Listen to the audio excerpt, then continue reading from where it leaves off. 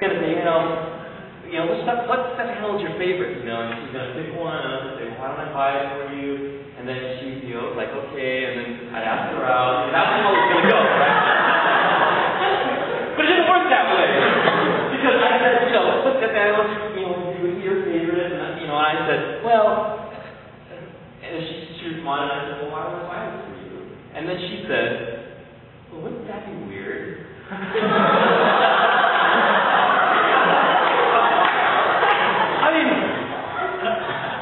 Any person in their right mind at that moment would think, oh my gosh, she does not want to mess up this friendship.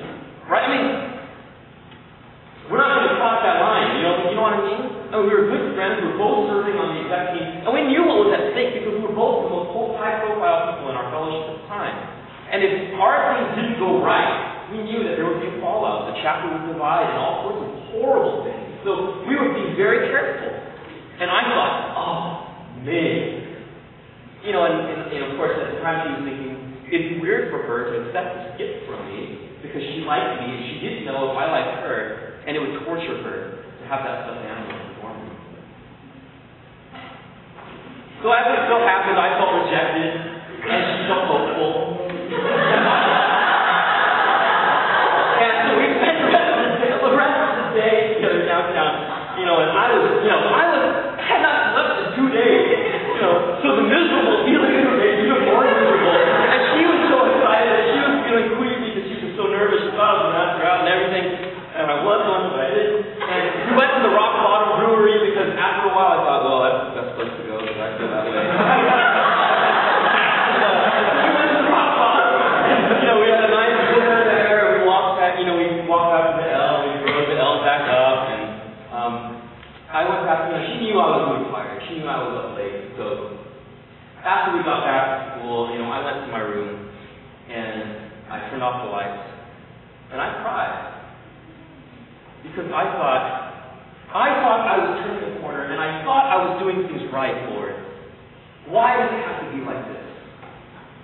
I thought I was becoming unselfish, and I thought I was doing it your way. Why? And so I lived in Foster House at the time, and it was one of those, rooms that is connecting the Foster House and the practice to it. So it was one of those overpass rooms. It was the second floor, so it was the first one. I dropped Lorraine off at a friend's dorm because she had to pick up something for one of her classes. She was actually going to walk by, and she remembered saying that I have to tell him that I had a really good time. But she saw that the lights were off, and she assumed that I was asleep. And so we left it at that. By God's grace, thankfully, the bear that was not supposed to arrive arrived. And I just thought, oh, you got to be kidding.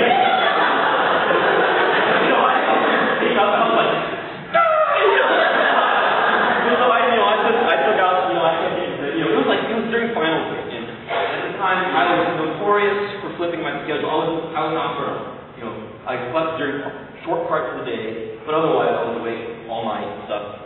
And so we happened to be at Norris studying late, and a good friend of mine, one of those people, the girl who stood on the sidelines and supported me, knew that I liked Maureen, and she did not know. Although she was a good friend of Maureen, she did not know that Maureen liked me, and I said, you know what, I'm just gonna give her the stuffed animal and tell her, I realized that, I don't want you to feel uncomfortable or weird about it. But I did order this ahead of time. The reason I asked you downtown, or it was because it wasn't gonna arrive in time. So I'd still like for you to have it, but if you don't, if you want me to return it, that's fine. I'm totally okay with that. And so she said she'll give it some thought, and she went off to the bathroom because she needed to gather, kind of courage to come talk to me. And she woke up, my friend Jesse, who was asleep on one of those, on one of the booths. It was like 5 a.m. and she woke up, and here's a stuffed animal, and Maureen's like, I really like Dan. He gives you this stuffed animal. What do I do? And Jesse is thinking, oh my God. But she didn't say, God bless her. She said, Maureen, maybe you should talk to him. And so she went off and got, got her courage. And we took a walk around Lakeville. She shared with me how she was feeling. And then, I played it cool. It was more like, I couldn't believe it. Because I did find help. And God bound together the pieces. And really, I'm showing you, I'm not trying to be all fancy to you, but I'm not trying to just kind of fight you into this. What I am saying is that through all the things that we had gone through, and through the things that I had gone through, the huge mistakes that I had made, and the self-centeredness that I had to fight against, God gave us wholeness. And God gave us something special. God put together the broken pieces and formed for us a love that would lead to marriage, till death do us part. Now, of course, this isn't the end of our story, because love and relationships will always require hard work. It requires sacrifice to learn how to communicate well. Maureen and I are cross-culturally married, and so there are just basic ways that I think that are different from her, let alone the gender difference. And through that, we need to continually learn to sacrifice, to give up of ourselves, and to say it's not about me, but it's about those that are around me. It goes against everything that we're taught today. A really chilling study was released recently, and it was reported on CBS News, that our generation, you might think I'm a lot older than you, 29, but in demographic studies, we're in the same group, okay? I'm saying that because I'm pushing 30 and trying to feel old. That our generation is shockingly selfish and shockingly self-centered. And it's leading to a number of social problems, including what we call now quarter-life crises, which didn't used to exist, but now is commonplace among people that are around 24, 25 years old.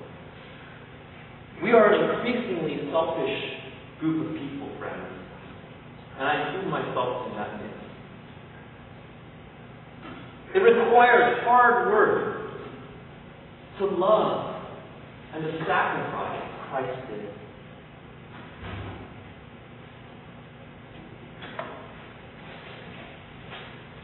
What was the problem? What I think is the dominant problem in unhealthy male-female relationships and friendships is self-centeredness. Even when there's no romantic interest involved, so much of our time is spent thinking about how